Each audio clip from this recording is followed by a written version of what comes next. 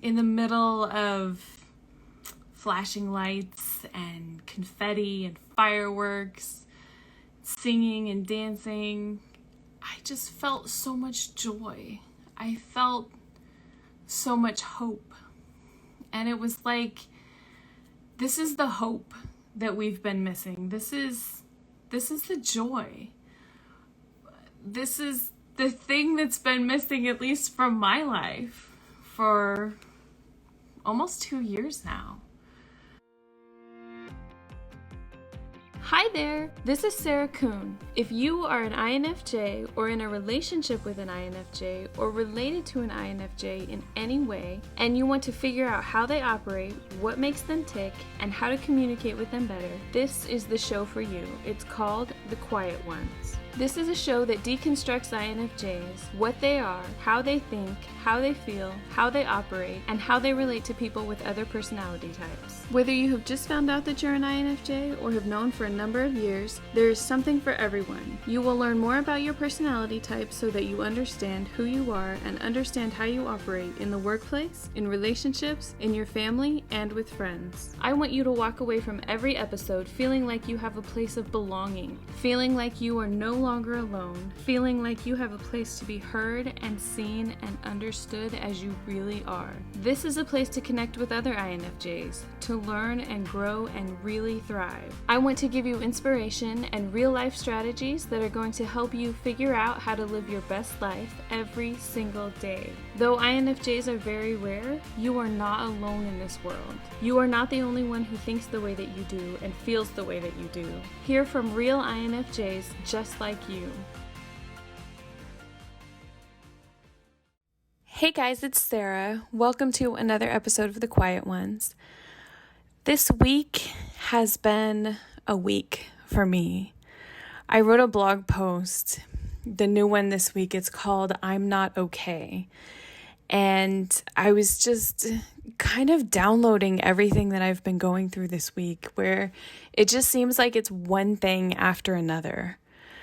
I even jumped on Instagram to talk about it, which is linked in the blog post, which I will link here in the show notes. But it talks about how a couple of weeks ago I went to a couple of concerts and I just felt hope and joy, like everything was going to be okay again. And then there was the come down from going to those concerts, and that was rough. And then I got into this silly, ridiculous argument on Facebook, and for some reason it affected me so much. And then I was watching the news, and again, it was a lot. It's still a lot. I'm still working through it and processing it. And I was talking to my mom.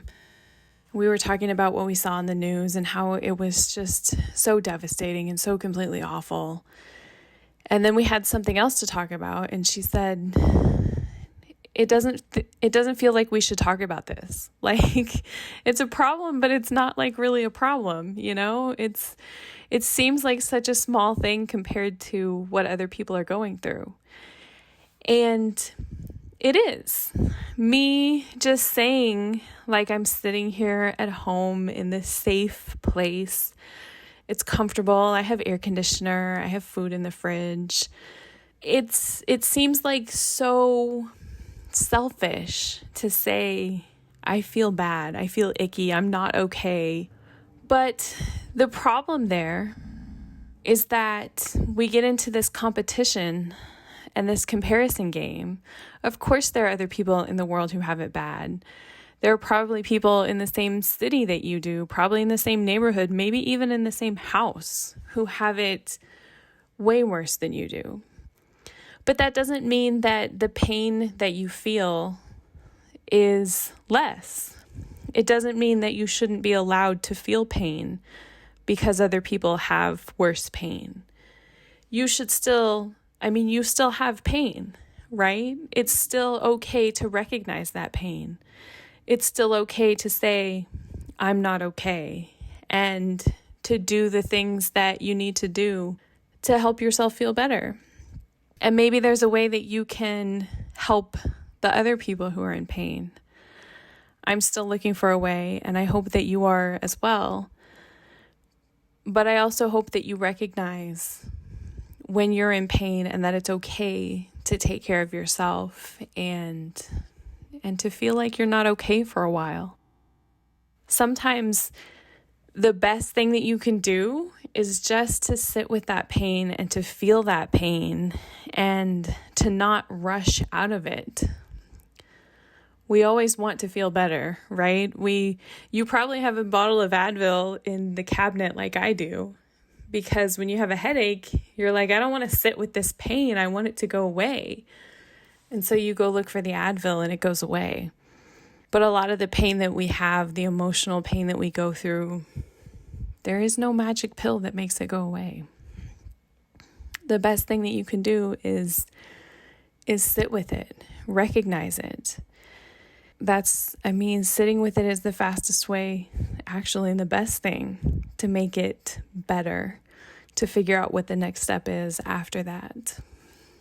Before we get to the podcast, I wanted to tell you real quick about a free workshop that I'm doing that's called I'm an INFJ, What Now? So many people ask me this question. They send me emails, direct messages, sometimes comments, and they say, okay, so I found out I'm an INFJ personality type. What does that mean? Like, what do I do now? What's the reason? Like, what's the next step? What is the thing to do? So now is actually the fun part. Now is where you get to dive into all of those things that brought you into looking at your personality in the first place.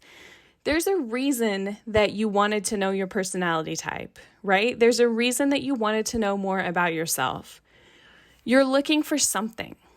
Maybe it's confidence, maybe it's self-love, maybe it's empowerment, maybe it's growth or purpose. Whatever it is, I want to help you find that thing. So I'm hosting this free workshop. It's called I'm an INFJ, What Now? And we're going to cover what the next step is to help you understand your personality better and to help you find self-love and confidence so that you can do all of these things that you want to do. Again, it's completely free, so I hope that you'll join me. You can sign up at infjwoman.com/workshop, and there's a link for it in the show notes. So this week on the podcast, I wanted to share with you, I made a video after I went to the concert. I went to 2 concerts, actually. One was in Baltimore, Maryland, and one was at Fenway Park here in Boston. And so I wanted to share that video with you. And I hope that you'll find some of the joy that I found at Fenway. Hi there. I just wanted to jump on and say hi real quick. It's been one of those days. And so I had a couple of things that I wanted to share with you. This morning, if you're on my email list, I started the day really badly. I was supposed to send out an email to about 6 people, and instead of sending it to 6 people, I sent it to like 6,000 people. It's one of the fun things about doing mass emails. Every once in a while you mess up, and that stinks. So anyway, I just wanted to clarify just a little bit in case anybody is still confused. We're doing the book club tonight, which will be here on Instagram Live at 7 o'clock Eastern, which is just in a couple of hours. And after that, I'm going to do a workshop about how to find your purpose. And that you can sign up for. There are several links. If you go to my bio, there's probably still a link in my stories. If not, I'll post another one as soon as I'm done here. We're going to talk about how to find your purpose, how to figure out why you're here, what you're supposed to do. And it's a great workshop for if you're in college and you're not really sure what kind of job that you want, or if you're out of college and you're in a job that you hate and you don't really know what to do, or if you just feel like you don't have a lot of meaning in your life and you're just looking for some more direction, there's some more meaning. It's a great workshop for that. I also wanted to tell you a little bit about last week. I did something last week that I haven't done in a couple of years now. I went to Baltimore on Wednesday. I got to ride the train from Boston, and I love riding the train. And it was about 6 hours on the train, so there was a lot to see. And then I came back to Boston on Thursday, and I went to Fenway Park on Friday. And I got to see my favorite band. You can see them behind me, New Kids on the Block. I got to see them twice. And I met up with some of my friends in Baltimore.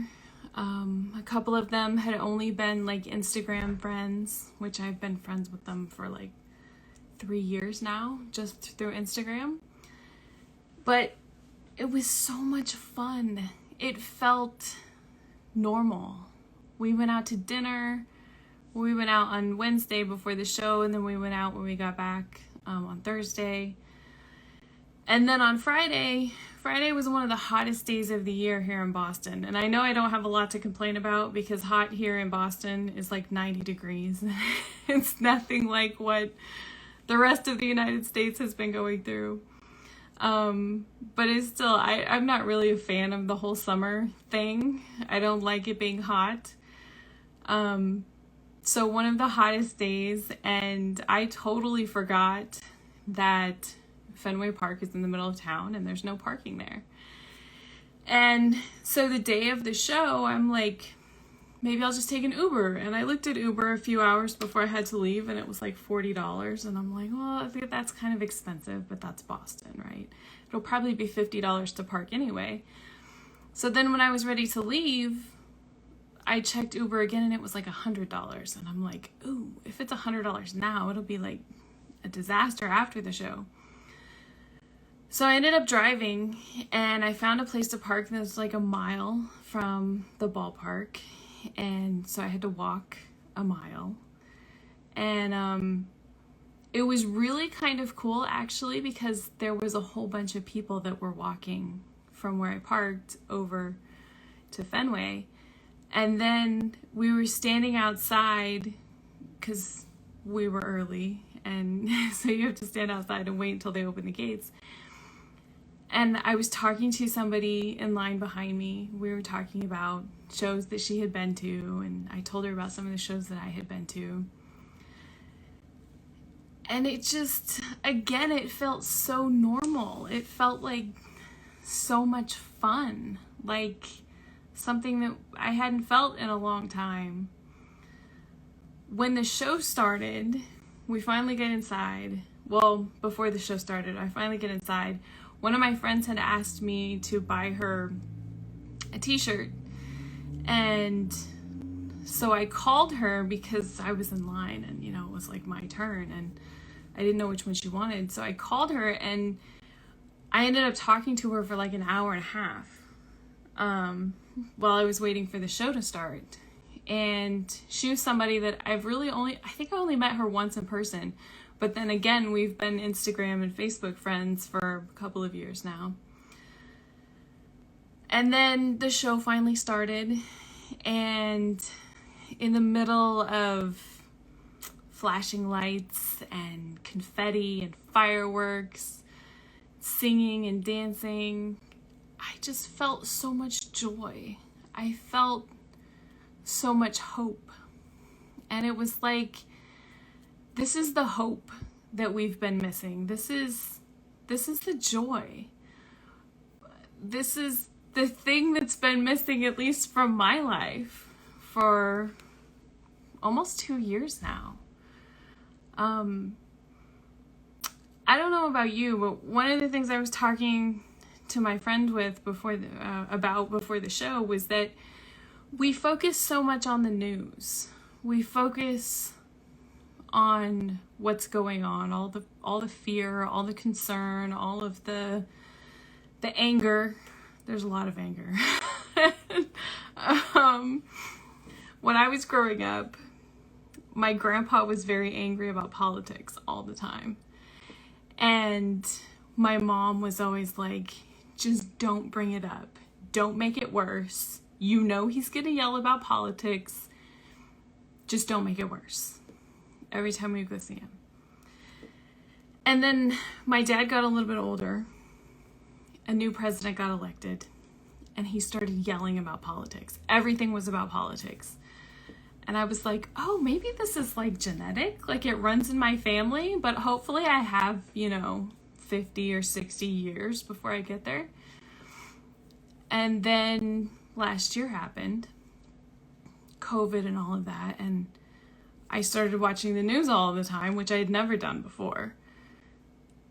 And my friend told me, she's like, once you see it, you can't not see it. And I really hope to God that's not true. Because last year, not only was I sick for most of last year, but I spent a lot of time watching the news. And now I'm that person who's angry and yelling and throwing huge fits about politics, and everything that I talk about is about politics. And I hate it. I don't like being angry. I don't like living in fear. I don't like all of the uncertainty. I don't like, it feels like a lot of fear mongering. Like they're just looking for something to tell people to be afraid of. And I don't like that. It feels like just trying to survive. And there's no hope there. There's no joy there. There's no happiness there.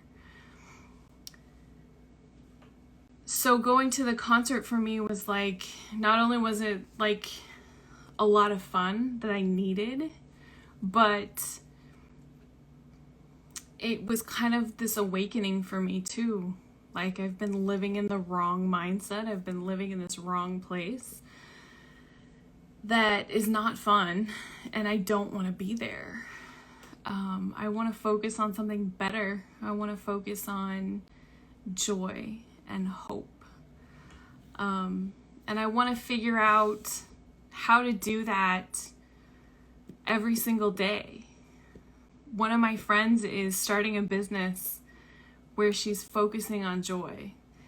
And that's like the whole point of her business. You know that like people like Evan Carmichael, he talks about believe all the time. Like you have to believe in yourself.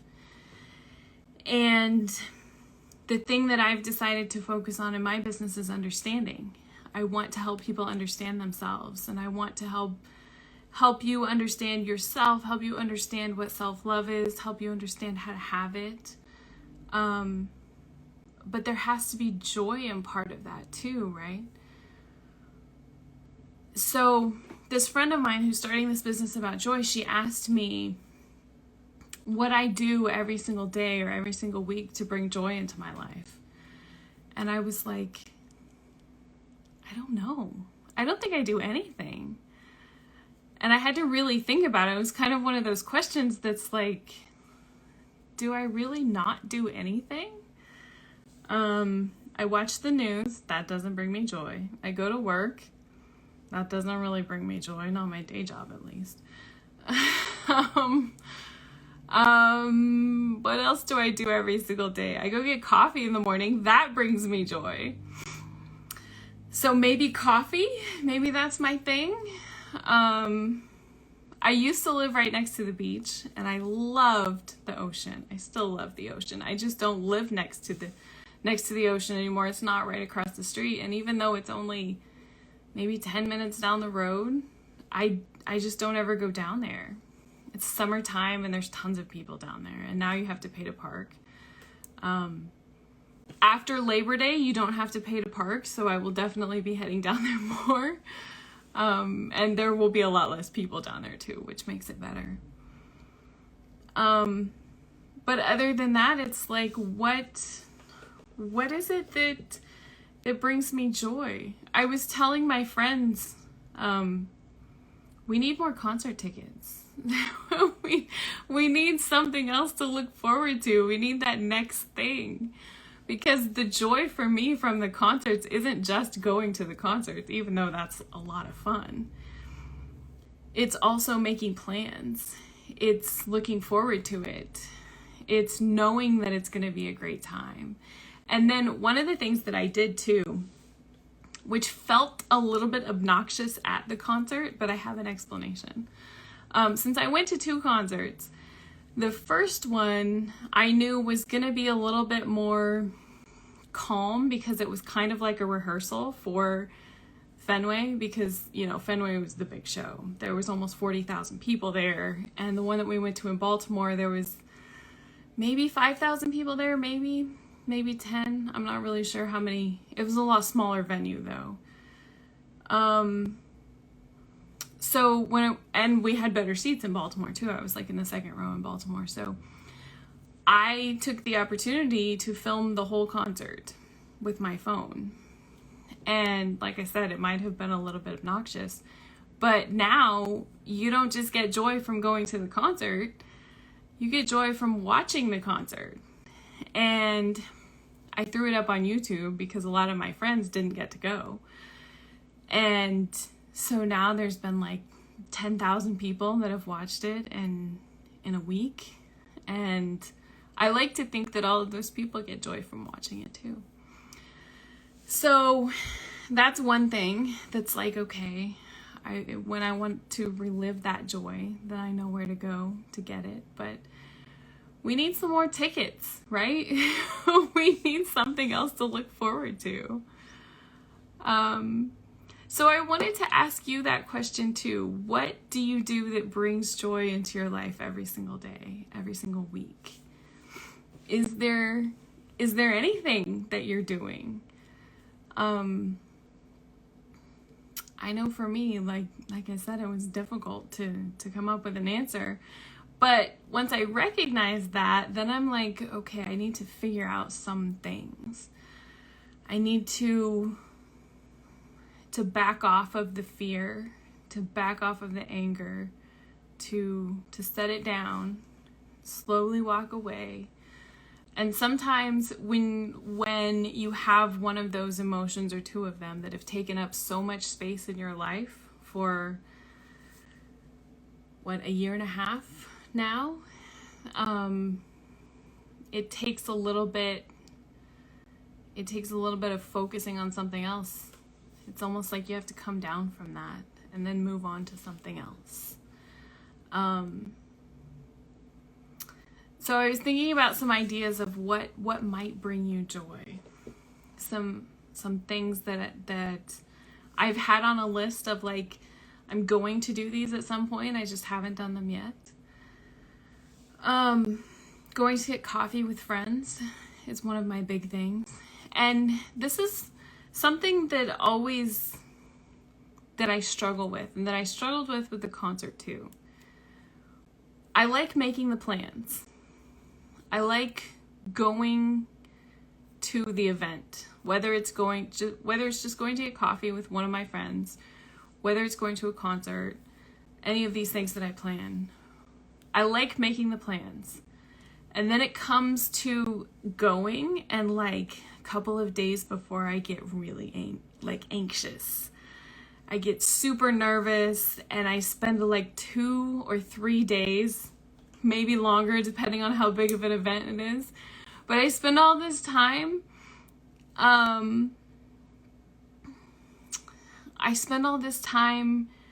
thinking I'm gonna cancel. I don't want to go. There's gonna be a lot of people there. Like, what's gonna happen? You know, maybe I should cancel. Maybe I should just cancel. Like, I don't want to go, but I do want to go.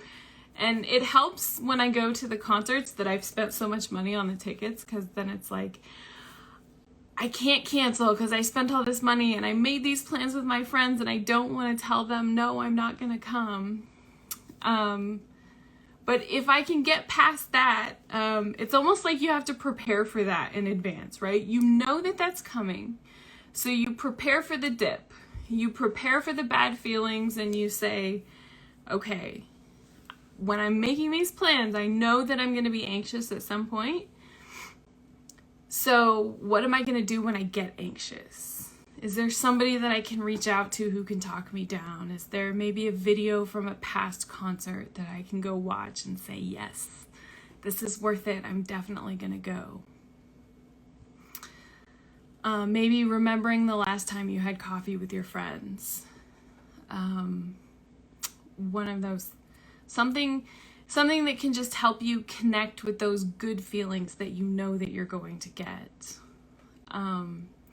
So going to get coffee with friends, connecting with friends that you haven't spoken to in a while, picking up the phone, even though texting is so easy, right? Being on Instagram is so easy.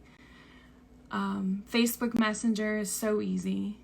And for me, there's a lot of anxiety in picking up the phone and making a phone call. Even if it's not a video call, if it's somebody I don't talk to all the time, and that list probably includes my mom, anybody else that's am I gonna bother them, or are they gonna be annoyed that I called them? Are they gonna be busy? And too often I let all of those things get in my head rather than just saying, no, they're probably looking forward to me calling them. Maybe it'll be a good conversation. And when I did call my friend, when I was waiting for the concert, she said, I don't know why you never call me. It's so nice to talk to you. We should talk more often. And I was like, yeah, we should. And I even told her, because I always tell my friends this, please call me. I would appreciate it so much if you would call me. I'm very rarely busy. I just don't like calling people. But I will talk to you if you call me.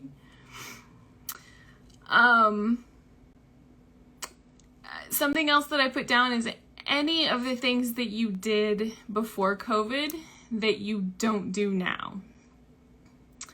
Things just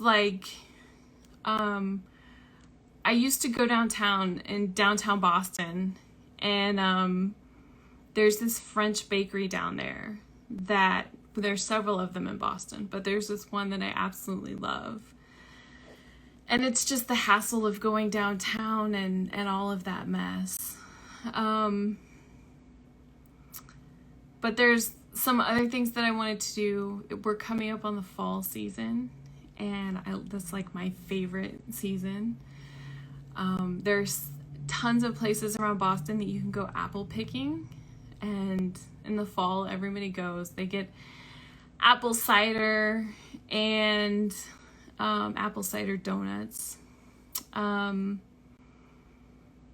I want to explore some of the little towns around New England too. There's so many cute ones. A lot of people go to Salem, Massachusetts in October. And then Plymouth in November. And there's this cute little town in Rhode Island too called Newport. There are these mansions there that are absolutely gorgeous. It's so much fun. So much fun to go see them. So those are some of the things that I'm going to be doing. Some of the things that I love to do that bring me joy. And I hope that you can find some things too. I hope that I've inspired you to take a look at some of the joy that you have in your life, or that maybe you've been missing for a while, and that you reconnect with it, that you find a way to reconnect with it. Okay, so I hope that you enjoyed that episode. I absolutely had so much fun going to Fenway and to Baltimore. Getting to spend time with my friends and see my favorite band, it brought me so much joy. And I hope that in the future, there's a lot more joy. And whatever it is that you do, whether it's going to concerts or spending time with your friends, whatever it is, I hope that you find a way to bring you joy. I hope that you find something that brings you joy as well. I also hope that you will join me for a free workshop that I'm hosting. It's called I'm an INFJ, What Now?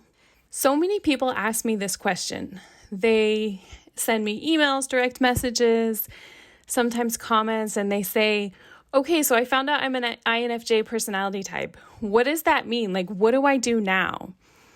What's the reason? What's the next step? What is the thing to do? So now is actually the fun part. Now is where you get to dive into all of those things that brought you into looking at your personality in the first place. There's a reason that you wanted to know your personality type, right? There's a reason that you wanted to know more about yourself. You're looking for something. Maybe it's confidence, maybe it's self-love, maybe it's empowerment, maybe it's growth or purpose. Whatever it is, I want to help you find that thing. So I'm hosting this free workshop. It's called I'm an INFJ, What Now? And we're going to cover what the next step is to help you understand your personality better and to help you find self-love and confidence so that you can do all of these things that you want to do. Again, it's completely free, so I hope that you'll join me. You can sign up at infjwoman.com/workshop, and there's a link for it in the show notes. Thank you so much for listening, and I will see you again next week. So you just watched that video, and I'm sure you enjoyed it. If you want some more amazing information about INFJs, check out these videos right now. I'll see you there.